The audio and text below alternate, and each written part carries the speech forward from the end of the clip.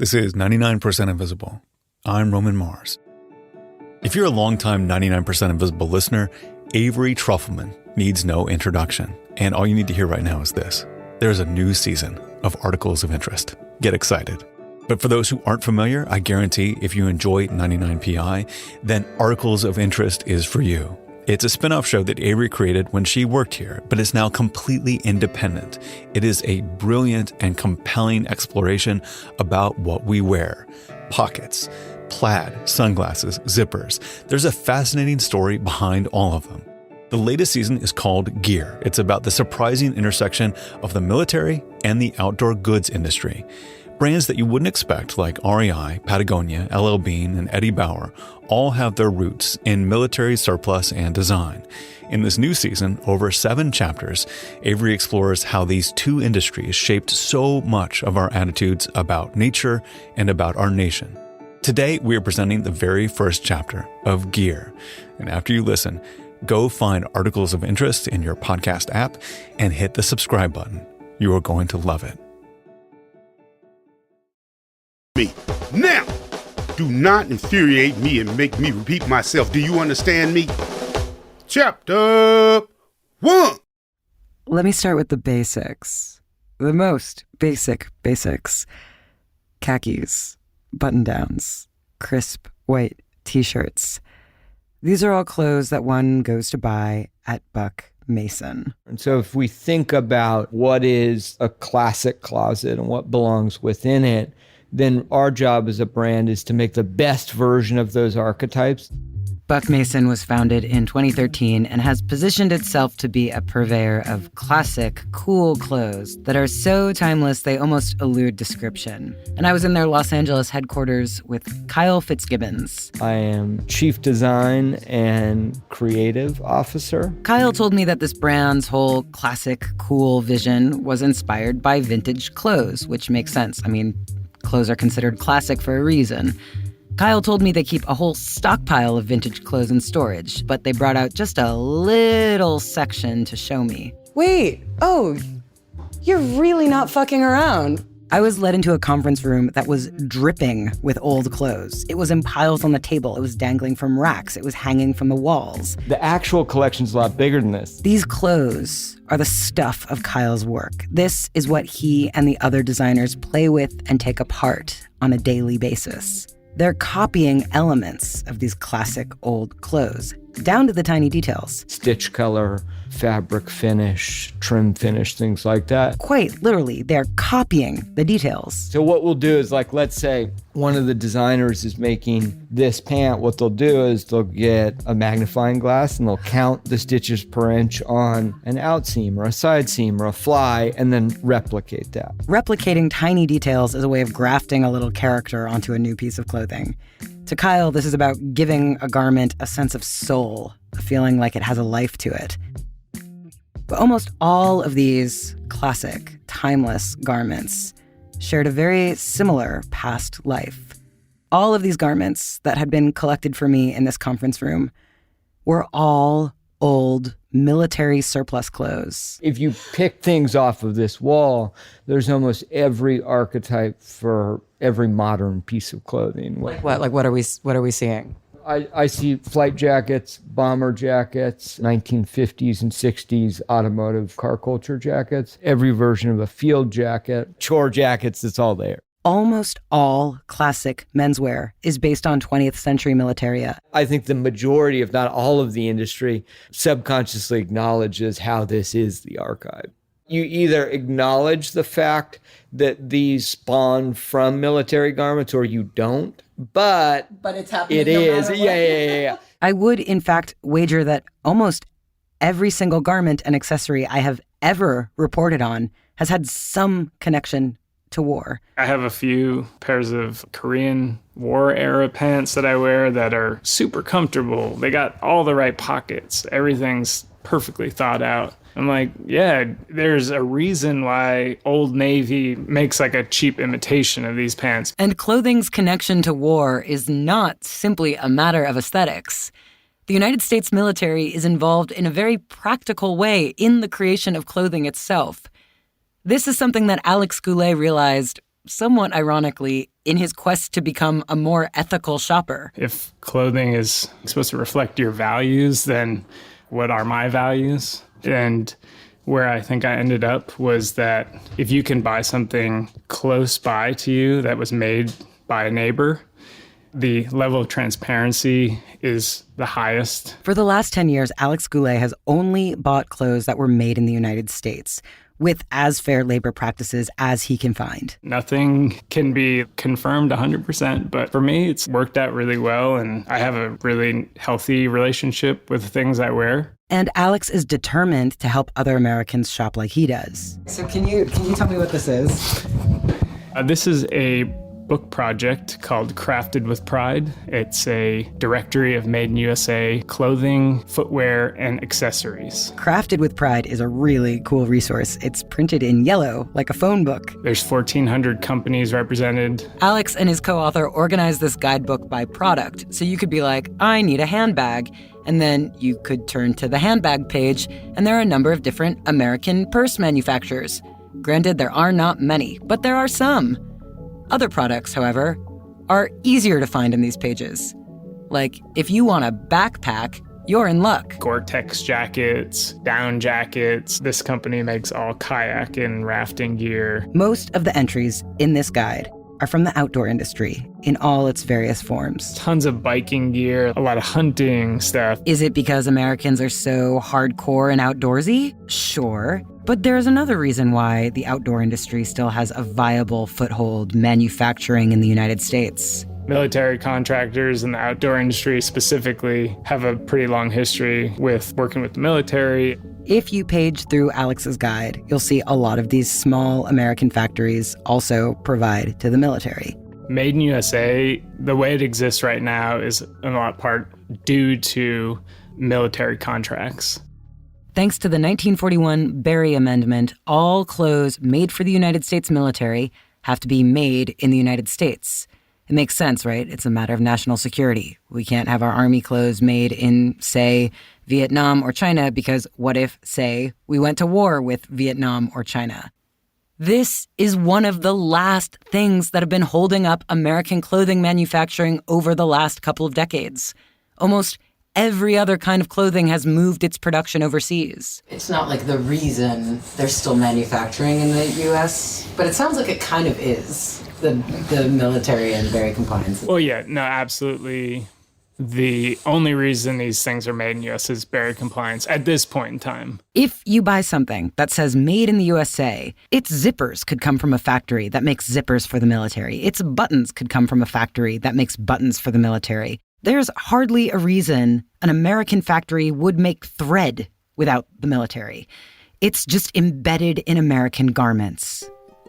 So Alex feels very mixed about this. You know, it's sad that some of the more technical, interesting products in here were made for the military. There's definitely companies that have military contracts that we did not include that are like tactical gear that increases kill rates. And you're just like, okay, I don't know if I want that in the book.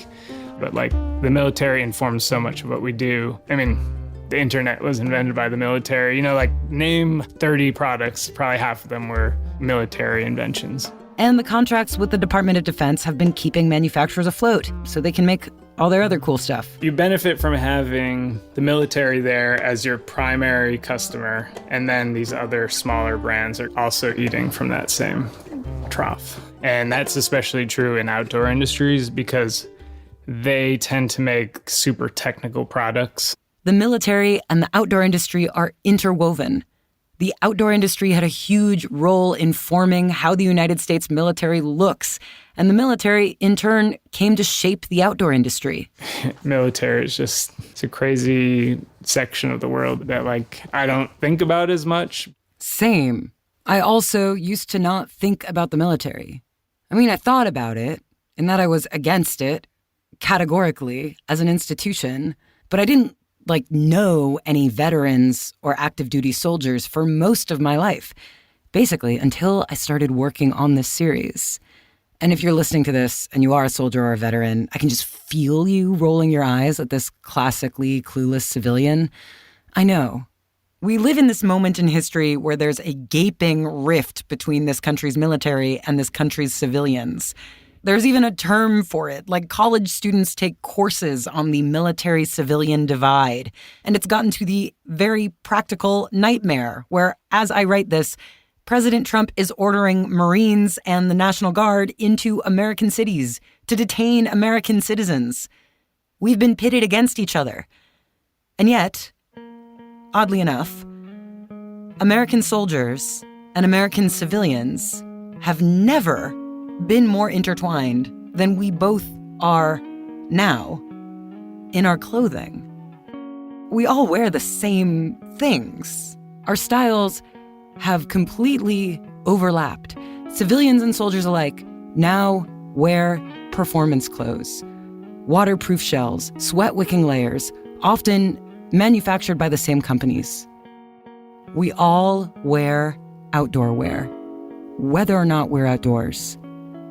And we helped each other get to this place. This season of Articles of Interest is called Gear.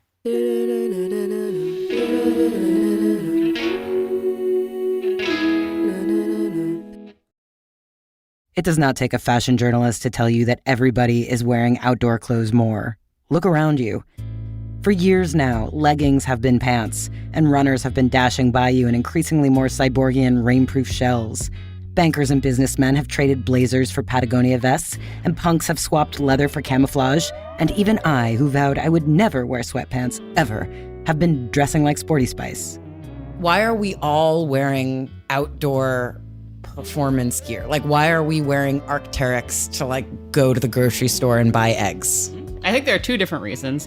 And one that will be a little more palatable for all the listeners to hear is that it works well, right? It's effective, and like a day like today, it's raining outside and it's nice to be able to stay warm and dry, even if you're just going down the block. This is Rachel S. Gross. I'm a history professor at the University of Colorado, Denver. And she is the author of Shopping All the Way to the Woods, How the Outdoor Industry Sold Nature to America. The other answer is a much kind of deeper one, and it's a historical question. Hell yeah, here we go. It's about what meanings do people attach to the kinds of clothing that they wear, to the brands that they're wearing on their chests. And it is steeped in American lore about recovering the rugged masculinity of the American frontier. By the way, I know America is a landmass much larger than the United States. I also get annoyed when people in the United States think they are the only Americans. But please, have pity on me. The name of my country is so long, and no one says USians or United Statians. And so please know that for my purposes, when I say America, I do mean the United States of America, okay? And so, the United States of America, for the purposes of this podcast, America, is about to turn 250 years old, just narrowly outliving some rough-eye rockfish and bowhead whales. And yet, for fully the last half of our relatively young existence, we have been already overwhelmed with a national sense of nostalgia. The notion that somehow Americans of the past, the pioneers, were tougher, more virile than their urban, effeminate counterparts. In the hearts of American men, for at least 125 years, there's been a gap unfillable in soft, cushy, effete modernity. It is only by encountering some kind of tough physical challenge that they can recover some sense of that lost masculinity. Donald Trump Jr. goes on expensive hunting trips to shoot rare sheep and endangered duck. Mark Zuckerberg bow hunts wild boar. Outdoor recreation, going camping, hunting, or fishing, when it is pursued as a recreational activity in the 19th century, it is often men looking to perform that form of manhood. And so, what do men wear when they are performing manhood? There was always an insistence that, no, it wasn't a costume, it wasn't style. No, men don't care about that kind of stuff. It was about pure practicality. And so being anti-fashion was one of the most important touchstones of outdoor style from the 19th century onward. But yeah, fashion is totally a part of going outside. It always has been. Even just the simple idea that you change your clothes to go do a specific activity. I think people have long put on separate costumes to go hike or hunt. And this isn't a particularly American phenomenon. In England, the elite classes also had specialized outfit to do similar activities outside of the city at their lodges. But American outdoorsmen had a sort of American outdoorsman costume. In the United States, though, it wasn't English hunting suits that were popular in the 19th century, but rather an odd combination of white people looking at American Indian style and what they thought pioneers would have worn in the U.S. past. American outdoorsmen were supposed to dress like Johnny Appleseed and Davy Crockett and Daniel Boone. And what did those guys wear? Fringy, rugged, leather, buckskin suits. And so that means we get a lot of white men wearing buckskin suits because they think it's a combination of the expert lore of both Native American guides and also the Daniel Boones that they want to imitate as well. And where did many of these white men get this idea from? Guidebooks. A writer named William H. Murray, or Adirondack Murray, arguably kickstarted the outdoor recreation industry in 1869 when he published a guidebook called Adventures in the Wilderness, or Camp Life in the Adirondacks. This was a guidebook that instructed city dwellers what to do, where to stay, and how to dress the part of the outdoorsman. The ethos of the 19th century outdoors was woodcraft, crafting what you need from nature's storehouse in order to survive. This inspired a raft of new guidebooks, some written by white men hiding behind indigenous pen names, who endorsed the idea of crafting over buying and framed the nature vacation as anti-materialistic.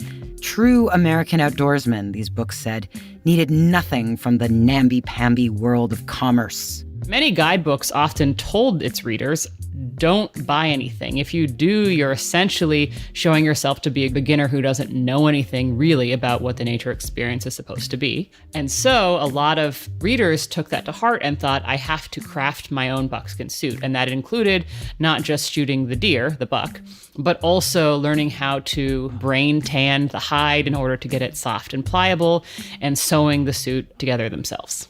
But did everyone do this? Very few people did, including the guidebook authors themselves. No. The most avid wearers of buckskin suits functionally went shopping. They often turned to Native American women who were the recognized experts at sewing buckskin suits. So they would just buy them. They would just buy them. Shopping is a cornerstone of the American relationship with the outdoors. To this day, when you think about it, it is sort of perversely fascinating that any trip into the outdoors starts with getting kitted up. You have to go shopping. You need all this stuff to do what ought to be the most natural thing, going to sleep outside. And already in the 1860s, America was already imagining how much more self-sufficient, how much more rugged men used to be. But come on. Since it was a cornerstone of the founding of the United States to completely ignore, if not annihilate, any form of indigenous knowledge about how to actually live in this land and adapt to this climate, white settlers didn't know how to actually dress for this country, and so they bought stuff. They always have. It's foundational. If you go back all the way to the 1700s, to the earliest days before the official founding of this nation, it was always a thing to shop for gear. With the help of the Native Americans, making buckskins, because buckskins were being turned into buckskin breeches, and they were the equivalent of blue jeans of the 18th century is how they're often described. Early English colonizers took a liking to the Indian-style buckskin breeches, not only because they were hard-wearing and practical, it was also a style thing. The buckskin breeches had this rugged, indigenous look to them. Americans were always dressing up to look more rugged than they were. This was the 1700s version of wearing Arc'teryx to go to the grocery store. The buckskin breeches became so popular in the colonies that the trend spread back to England. It got to the point where in the 1750s, Savannah, Georgia was processing 150,000 pounds of buckskin a year. We nearly hunted deer to extinction in Georgia and the Carolinas. This is Joshua Kerner, who I'm just going to call Kerner. A lot of people do say this is what Kerner says when they reference me in other places. Kerner is actually an attorney in Richmond, Virginia. His day job has nothing to do with this, but he moonlights credits as a war reenactor and a deep archival research obsessive. Kerner is, in fact, so well-versed in the history of military uniforms and uniform procurement that I've seen actual military historians and archivists defer to him. I would feel very okay with being called a citizen researcher if you're wanting to be generous. If you want to call me a World War II nutso, that is also fine. As an aside, Kerner holds the record for the longest interview I have ever done in my career, clocking in at 14 hours, 10 minutes, and 45 seconds. I have an interest in it over the entire span of the U.S. Army's existence. And so, before the United States Army even existed, there was this trend for buckskin breeches. And so a lot of deer had to be shot to meet this demand. And so there was a garment that the hunters around the Virginia colony developed to hunt all these deer for this global fashion trend. And the garment that these Virginia hunters wore was called, simply enough, the hunting shirt. The hunting shirt, which is something that comes from the Shenandoah backcountry. And it's decorated with fringe, so it still has this faux indigenous look to it. But it's way cheaper than buckskin. It's made out of linen. A hunting shirt is a big, roomy smock. Super simple garment that's easy to make. You just have to finish off some C's, you pull some fringe, and you have an easy uniform. So militias in Virginia start wearing these hunting shirts. It turns out to be a simple way to get uniformity because this shirt is very distinctive and you can just slide it on over anything. It does mean because the way they're cut means you just wear it over whatever else you have. And then when these Virginian militias hear that their brothers in the North need help fighting the British, they march up to Massachusetts wearing their hunting shirts, many now with the words liberty or death embroidered on the chest. Once the Virginians got to New England, General George Washington himself quickly requested, quote, a number of hunting shirts, not less than 10,000, because he knew that a uniform of some kind would, quote, have a happier tendency to unite the men. The hunting shirt gets introduced into the wider army during the siege of Boston in 1775, thanks to the arrival of Washington and the Corps of Riflemen. So there was this idea that maybe American fighters would all wear hunting shirts. This would be a sort of non-uniform uniform. This might be perfect. Because maybe the United States wouldn't need an official, proper uniform because this nation wouldn't have an official, proper army. A lot of the founding fathers, especially Thomas Jefferson, looked back to early democracies of antiquity and they were like, look, a standing army usually means trouble. Looking back at the classical ideas and the idea that the reason Rome fell and the Roman Republic fell was the standing army. Military coups are known to happen. But also standing armies are expensive. The Republic is young and we don't have any money yet. So there isn't a lot of money for Congress to play with to give an army. And paying people to do military service or requiring service in America would be antithetical to the whole project. I mean, demanding service was what kings used to do. But anyway, we don't need an army. We are, in fact, better than that. Perhaps Washington and Jefferson thought, our citizens, white male ones, of course, will voluntarily take up arms for the cause of democracy. The founding fathers somewhat fetishize the idea of the citizen soldier as being someone who's going to be superior to a career soldier who fights for money because they're fighting out of patriotism. This is author and veteran Phil Cly, who has explored the history of service a fair amount. And they thought that mercenaries are going to be terrible soldiers, but people who are fighting out of patriotism will fight more valiantly and thus better. So this was the whole idea behind our militias. These were just supposed to be groups of folks who would take up arms voluntarily, passionately, at the drop of a hat, who didn't need fancy uniforms or anything. They would just toss on their linen hunting shirts and go off and fight for their friends and countrymen. Just get on your hunting shirt, let's go. And then at the Battle of Brooklyn, one of the first major battles of the Revolution, the Hessian mercenaries were professionals at war, and the Americans weren't. The British had hired German mercenary soldiers, the Hessians, who were ruthless killers for hire. At the Battle of Brooklyn, Hessian mercenaries whooped the citizen soldiers pretty badly. There's this big reconsideration. maybe we couldn't just rely on militias. Maybe we did need to have an actual, regular, professional standing army dressed in something a little bit better than linen smocks. Maybe they should be actual uniforms made of actual sturdy wool. They opted to put soldiers in a British-style uniform. What else did they know? Our colonial button-down regimental coats looked basically identical to the red coats, but ours were blue. We think of army green now, but it used to be army blue was the color of the military. Kerner again. This is like army blue that goes back to the American Revolution. Indigo was already growing on early plantations in the United States, so the color blue was easily accessible. On smoky battlefields where bayonet fighting and shooting happened at close range, team colors had to be clear. Because friendly fire is surprisingly common and is bad. During the Revolutionary War, U.S. military clothes had a very British influence. And then, when the United States of America won its independence, they started searching for their own identity through their military clothes. In the 19th century, what would often happen is an officer would go on an exchange trip to somewhere in Europe, and he would see some uniform items and I kind of like that. I mean, they wanted the color to stay blue, but the style was called into question.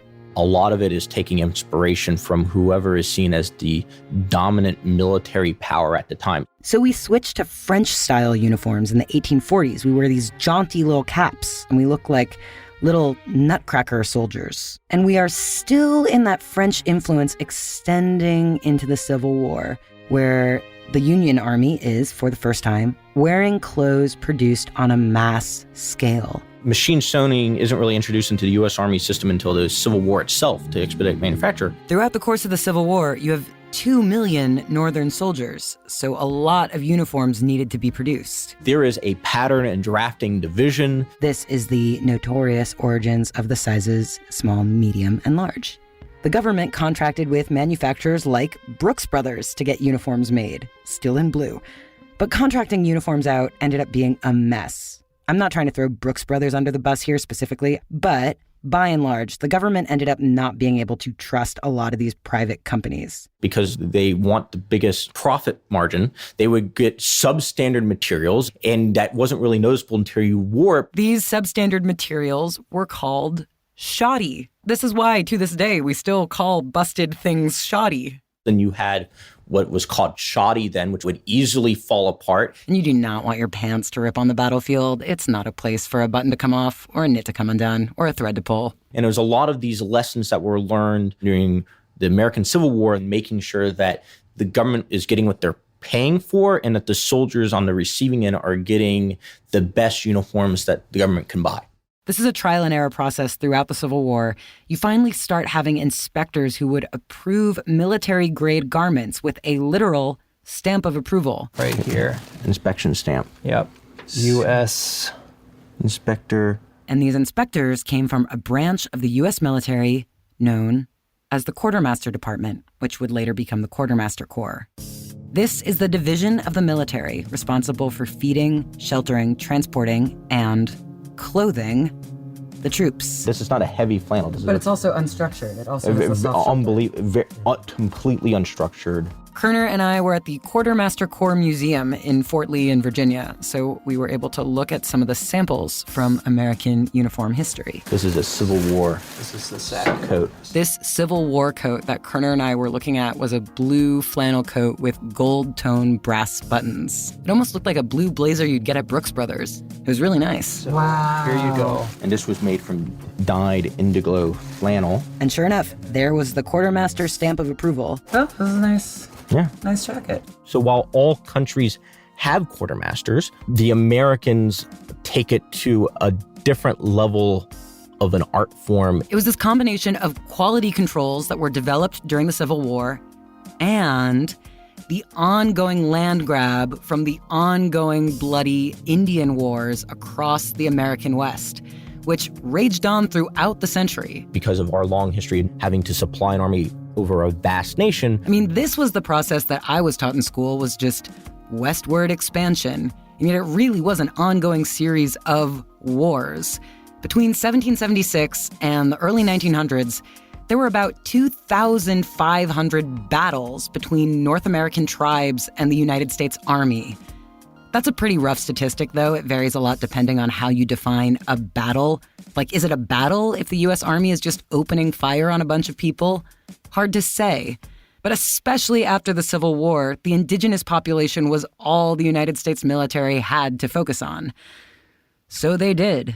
Outside of the Civil War, largely, the American Army is a constabulary force that is doled out across the American West. In the 1800s, the United States Quartermaster Corps was getting very good at manufacturing a high volume of good quality clothes and then delivering them to far-flung forts. And under those circumstances where you had to supply these far-off garrisons by covered wagon pulled by a horse, it forced the creation and mindset of logistical competence at all levels. And after the Civil War, the first mass-produced factory-scale war, this is the first war with excess stuff left over. Which kind of gives rise to the surplus industry. It's not widespread yet. There aren't a lot of surplus stores, but the few that do exist are super popular.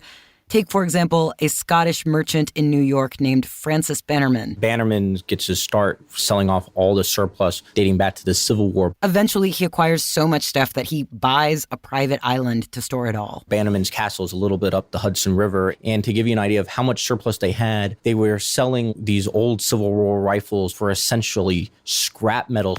And so after the Civil War, there's this very interesting period. It felt, to a lot of Americans, like peacetime. I mean, in the same way that I feel like I live in peacetime, even though I don't. I just live in a bubble. After the Civil War, it was very easy for a lot of Americans to just ignore the Indian Wars. They're still raging on and claiming thousands of lives. So just to make this perfectly clear, this was not a period of peace. Arguably, America has never had a period of peace. But to many Americans, this time did feel like a period of peace after the Civil War. Just know that that's not true. And it started to look like a period of peace. Kerner has this pet theory that military dress gets more practical and simple in wartime and increasingly ornate and dressy in what feels like peacetime. During war, everything has to get simplified and ready for the trenches. And then when you get into peace again, the uniform is more concerned with how it looks on the parade ground. This period after the Civil War, even though it's not actually peace, this is probably my favorite chapter of the American military uniform. It's bonkers. So yeah, this is enlisted men, 1872, 1871. Look at this super fancy plume on this Prussian-inspired helmet, all the gold tassels and high... Totally. Okay. The American Army is now copying the Prussians, who have beat the French in the Franco-Prussian War. The U.S. is still wearing their signature army blue, but the style is now so fancy pants. We take a lot more Prussian influences and adopt a pickle helmet, actually, for a while, for both the Marine Corps and the Army. It's that helmet that Otto von Bismarck would become famous for. It looks like it's got this butt plug spike sticking out of the top. You would never know that these are Americans. Yeah. And as military uniforms got fancier and more absurd, so did the idea of war in general. East Coast Americans, removed from the ongoing Indian Wars in the West, were unaccustomed to going this long without what they would consider an official war. Again, these years after the Civil War were not peaceful. There's a lot of violence happening in the American West. But in the eyes of the American government and many of its people, this feels like a period of peace. And by this logic, an assertive group of activists and legislators were like, maybe this is a part of the ongoing American experiment. We got rid of kings, we abolished slavery, and now maybe war is just another antiquated system that we could get rid of. How American is that, right? We have this beautiful, idealistic, hypocritical goal that we have yet to achieve. But we seriously tried to do it. There was a movement to make pacifism an American value. After the break. We're back with Avery Trufelman and more articles of interest. Although Teddy Roosevelt liked to pass himself off as the ultimate manly hunter, rugged outdoorsman, he was a New York City kid. This is so funny to me that I could just hop on the subway and go to the Theodore Roosevelt birthplace. It's right here. It's in Manhattan. In the 1800s, the Roosevelts were one of the richest families in New York City. There it is, East 20th Street, Theodore Roosevelt Way. Must have passed this a million times. The stately building that is landmarked as the birthplace of Theodore Roosevelt isn't actually the building that Teddy was born in. That was once right down the street. This is Teddy's uncle's house, but the floor plan is similar, and all the furniture is authentic. All four of the Roosevelt children were not born in this room. They were born in this bed, however. The Roosevelt birthplace is a national park, and they give free tours a couple times a day. My main takeaway from my tour was that Teddy Roosevelt loved his dad. President Roosevelt, it says in his autobiography that his father was the greatest man he ever knew. Theodore Roosevelt Sr. does sound pretty great, even though my tour guide also sounds pretty biased himself. Theodore Roosevelt Sr. was outstanding in the fact that he was atypical of a father and a husband. Before he went to work, his first obligation was to spend time and show attention and affection to his 4 children. I suppose the bare minimum of showing attention to your family was pretty remarkable for his time. Although, to be fair, it does sound like Theodore Roosevelt Sr. was very nurturing to his 4 children, including his poor, sickly son, Teddy. Our future president, he's born with severe asthma. And that asthma, it was feared that it would overtake him at any point in time. And Thea is looking at his 4 children and says, I am so proud of your brilliance. And I'm so disappointed that you are pathetic as far as your physical capabilities. I don't think this is verbatim. I just think this is a tour guide being a little mean. Do something about that. Essentially, the Roosevelt children say, Papa has said we have to build ourselves up. We must lead the strenuous life. This becomes a rallying cry for young Roosevelt. He must live the strenuous life. He has to deal with his own asthma, because at this point in history, even medical experts are not very good at treating asthma. And the treatment protocols say, give the baby a cigar to smoke. No, they do not. I'm not making that up. But the future 26th president of the United States did find a treatment that worked for him. Hot black coffee, in combination with physical exercise. Allegedly, from his early childhood, Teddy Roosevelt is just pounding hot black coffee. So much so that when he's president of the United States, he's clocking a minimum of a gallon of hot coffee a day. Jeez. Coffee, in conjunction with physical exercise, transformed him. And Roosevelt, as a child, was a sickly child. He had a high, squeaky voice. People ridiculed him. Kristen Hoganson is a professor of history at the University of Illinois. I think that helps explain why he went off to the Dakotas to become a ranchman, right? On the cover of his 1885 book, Hunting Trips of a Ranchman, Teddy Roosevelt was posed like a rugged, anachronistic hunter from the previous century in a buckskin suit. He can rehabilitate himself and define himself more as a cowboy, a gunslinger, a hardened frontiersman.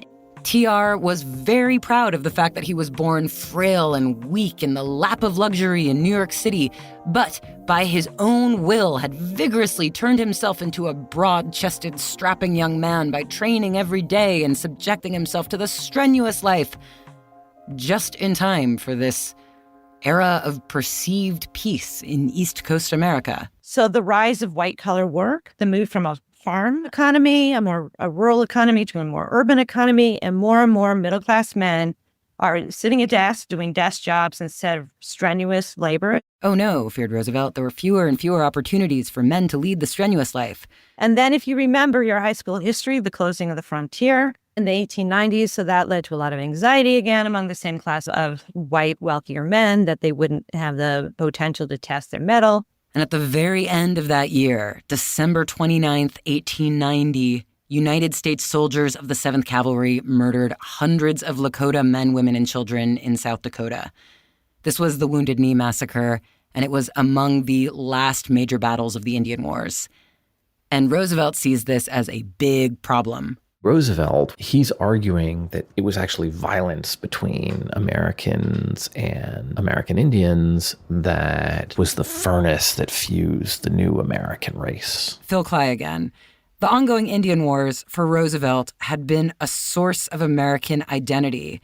It was a way that all kinds of men, rich men, poor men, Irish white or English white or German white or Dutch white, could go west, forget their past, fight side by side, and come together as Americans. And once the frontier was closed off, you needed to continue that by having wars in other places. And this was not some kooky personal belief that Roosevelt had. A lot of men agreed with him. There were a lot of people involved in politics in the time who were really worried about what it would mean to and not have another generation of war-tested men overlooking wars, Indian wars, in the American West. The sense was that there wasn't another generation of men in the United States who would carry on the martial virtues, which were understood as being self-sacrificing, dedication to the nation, heroism, valor, physical toughness. An essay in the upper crust periodical The Arena warned, the new danger will be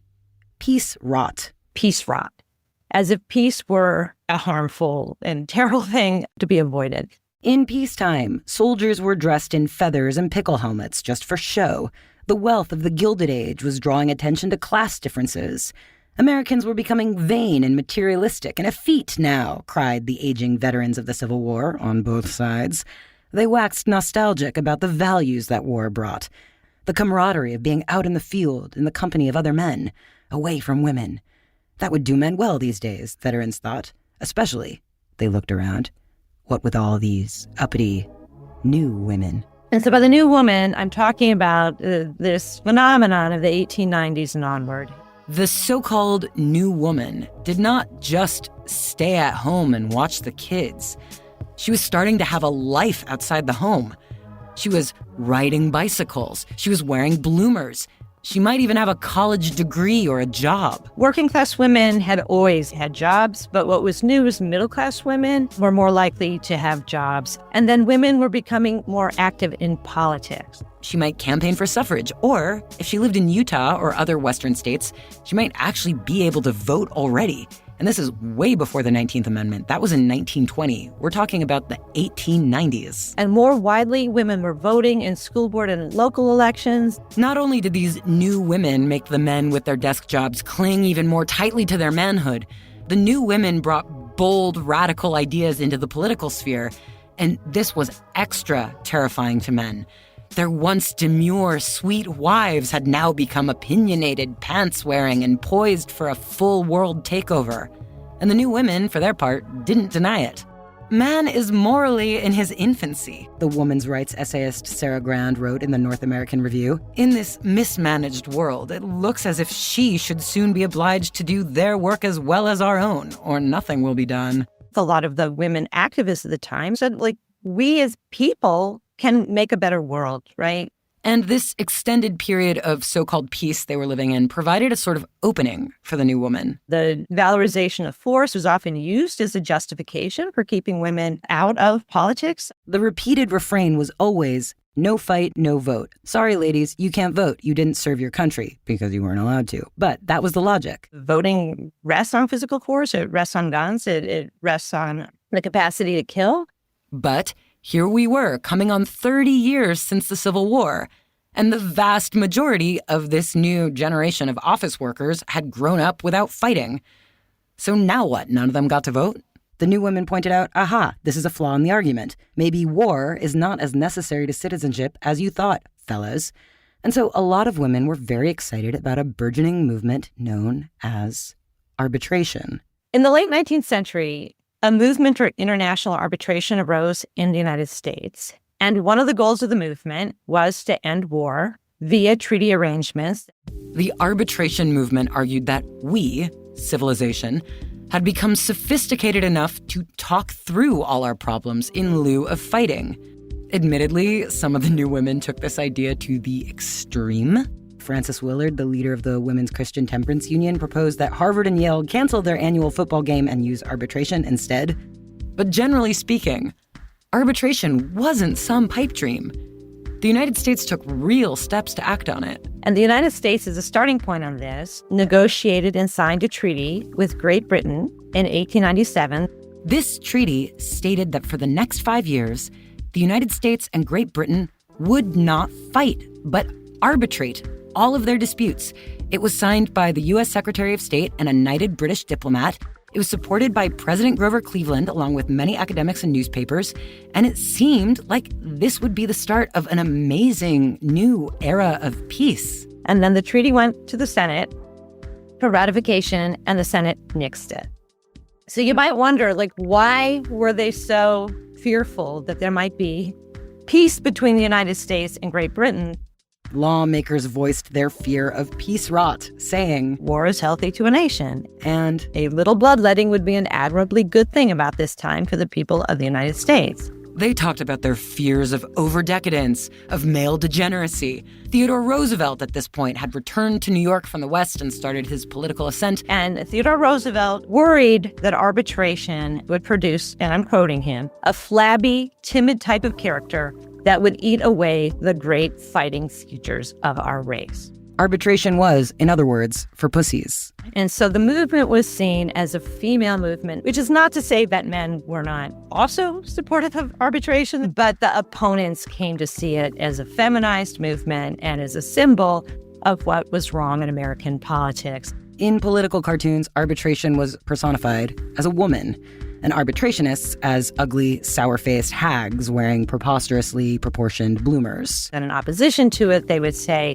"We need manhood asserted." And Theodore Roosevelt, who is often the poster child for this, said, "I should welcome almost any war, for I think this country needs one." And this country need only look just off our coast, down to the east. And there was a poor little colony, struggling for its independence from Spain. And not for the first time. Right. So the third major struggle for independence broke out in Cuba in 1895. But this time, Americans like Roosevelt were like, we have got to intervene. We have to help Cuba. Cuba, the island, was often represented as a damsel in distress. And notoriously, William Randolph Hearst in all of his papers spilled a lot of ink trying to convince the American public to get involved in Cuba. And in the Bowery in Manhattan, a play about a virtuous Cuban maiden rebuffing the advances of a dastardly Spaniard was presented entirely in Yiddish. So it fit into a literary genre that was super popular, which was a genre of heroic, chivalrous, knightly men going off and rescuing women. There were some Americans who were genuinely very upset by the horrid plight of innocent Cuban civilians who were being rounded up and put into concentration camps. Horrifying death tolls from that. And there were Americans who were less concerned about that loss of civilian life. There were financial interests. Especially in the sugar business. Many sugar plantations in Cuba were owned by American sugar companies, and they sure wouldn't mind having more control over the island. They were vocal in advancing their interests and wanting a U.S. intervention for economic reasons. But were potential financial gains or romantic chivalry or even humanitarian aid enough to justify going to fucking war? Arbitrationists didn't think so. I mean, one critic even pointed out, we have lynchings here in our own country, and nobody seems to care about that. Why are we suddenly so riled up about Cuba? And the president at the time, McKinley, had actually witnessed the Civil War. He harbored no romance about how awful battle was, and he refused to listen to the lawmakers who were all but begging him to please, please, please declare war on Spain. His opponents on both sides of the aisle were very critical. They kept saying the United States needs a man in the White House. Theodore Roosevelt famously said that McKinley had the backbone of a chocolate eclair. But then there was an explosion on an American ship that was docked in Havana. It blew up in the middle of the night, and 266 men on board died. Before we even knew what caused the explosion on the ship, for all we knew at the time, it could have been an accident, there was outrage. The Senate was like, oh, we have got to go to war now. To quote one congressman, honor comes first, and if an honorable man were insulted, he would not arbitrate. He would fight back. McKinley functionally gives in. He punts the decision to declare war to Congress. And of course, they declare war. They're really amped on it. And then they just rallied around the military. So several members of Congress actually enlisted. Others offered to do so. Hundreds of thousands of American men volunteer to enlist, and they ask to be shipped off to liberate Cuba. Even Teddy Roosevelt leaves his job as Assistant Naval Secretary when the war breaks out, and he gets in on the action in Cuba. He leads the 1st Volunteer Cavalry, known as the Rough Riders. Teddy Roosevelt, when he went to Cuba with the Rough Riders, he worked out the actual ethnic composition of his unit. Phil Cly says the Rough Riders were going to go off to Cuba together and they were going to fight side by side and fuse the great American race, just like how Roosevelt thought the Indian Wars once had. So among the Rough Riders, there were lower-class men, middle-class men, upper-class men, and men of a number of different races. So they'd have the right number of Anglo-Saxons, the right number of American Indians, the right number of Irishmen, and then they'd all go and be fused into one kind of new American race in the cauldron where the heat is provided by war. So Roosevelt leads this Benetton ad into victory at San Juan Hill, although he makes it sound like they single-handedly liberated Cuba.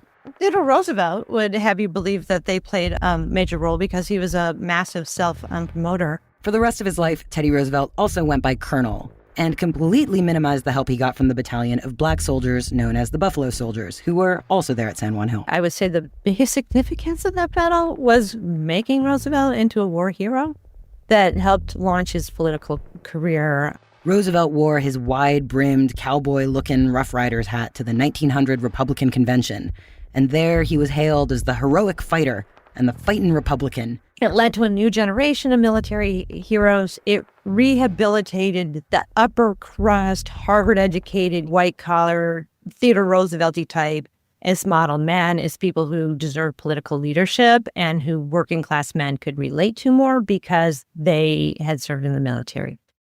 It was there at that 1900 convention where Roosevelt was nominated to be the vice president to McKinley, who, I guess, forgave that whole chocolate eclair insult. McKinley was looking for a military hero to run as his running mate and then selected the war hero, self-promoter Roosevelt. And then, when McKinley was assassinated in 1901, the fightin' Republican became president. And the vibe was like, wasn't that fun, boys? See, I told you we needed a war. The Spanish-American War, which lasted less than a year with relatively few U.S. casualties, was called the Splendid Little War.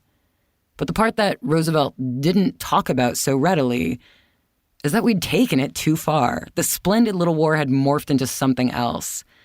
The United States had been so excited about finally getting into a big war that we had attacked Spain in as many of their colonies as we could reach. The United States ended up annexing Guam and also taking Puerto Rico, which was a Spanish colony proximate to Cuba, and ditto the annexation of the Philippines. So the U.S. had entered Manila, where, extremely long story cut entirely too short, we were suddenly like, oh, we should just take this colony. There were a number of American men, including Theodore Roosevelt, who argued that one of the great things about becoming involved in the Philippines is it would build like a masterful class of colonizing men, right? That it would build manhood among U.S. occupiers. Which is totally bonkers. Ostensibly, the purpose of this whole war was to liberate the people of Cuba,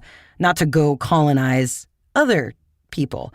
And at the time, a lot of Americans actually raised this point and pointed out that this is kind of against our stated values of democracy and independence. And yet, here we were, trying to take over the Philippines. The war became a long, horrible, drawn-out, bloody guerrilla war. The United States resorted to torture. We had entered this war to be the great knight, the savior of the damsel in distress, Cuba. And we had become the villain, the monstrous torturer of the Philippines. Soldiers returning from the Philippines reported on the cruelties that the U.S. Army was perpetuating. The war went on from like 1898 to roughly 1902 when Theodore Roosevelt declared it over. The narrative flipped. It wasn't simply that some bloodletting and a little vigor is good for the boys. This war, it seemed, was no longer the right kind of war anymore. Right? It's taking like our fine young men from the farms of Nebraska and turning them into depraved, diseased, alcoholic killers, right? And so I think that really undercut some of the arguments that war is inherently good for building male character. That was the bridge into the 20th century. And then it's the 1900s, and Teddy Roosevelt is president, and the U.S. has announced its entry onto the global stage. The most territory the United States has ever had was in 1902. This is how we set down roots on the other side of the world. This is how we had control of the Philippines for a long time. This is how we reserved Guantanamo Bay. This is how we have Guam and Puerto Rico. This is how we went from the edge of arbitration to the other extreme. We showed world powers that we don't need a lot of provocation to get involved in other countries' issues. So it is sort of the roots of like America World Police. Significant roots. But to bring all this back to close, the Spanish-American War made a significant change to the American military uniform. You can see the shift in style in Theodore Roosevelt's Rough Rider uniform, which is there on display in the house that is landmarked as his birthplace.